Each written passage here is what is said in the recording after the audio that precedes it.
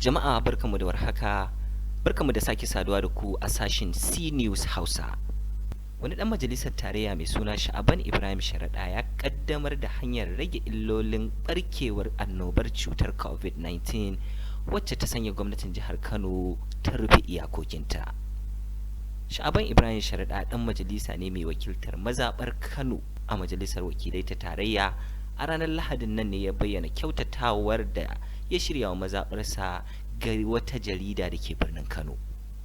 Ya ce an raba dubban sinadaran tsaftace hannu wato hand sanitizer, takunkumin fuska da kuma safunan hannaye ga al'ummar birnin Kano.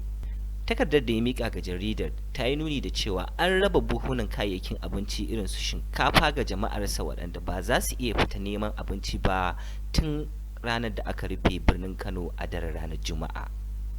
Dan majalisar ya ce bayan rufe makarantun da aka yi yayi shirin bita a gidan rediyon Dala da ke birnin Kanan Dabo don taimakawa 'yan makaranta masu shirin zana jarabawar kammala sakandare. Ya ce darasin turanci da lissafi za a dinga yi a ranar Litinin zuwa Asabar daga karfe 10 zuwa karfe 11. Darussan chemistry da kuma physics za a ringa yin su a ranakun Litinin, Laraba da kuma Juma'a da misalin karfe 11 zuwa 12 na ranar. Ya ci gaba da cewa darussan geography kuwa da kuma biology za a ringa yin su ne a ranakun Talata, Alhamis da kuma Asabar da misalin karfe 11 zuwa karfe 12 na wannan ranar. Sha'aban Ibrahim Sharaɗa ya yi kira ga jama'ar da ke birnin Kano Dabo da su kula da lafiyarsu wajen bin dokokin da gwamnati ta gindaya don gudun yaduwar cutar a birnin Kano Dabo da ma arewacin Najeriya baki daya.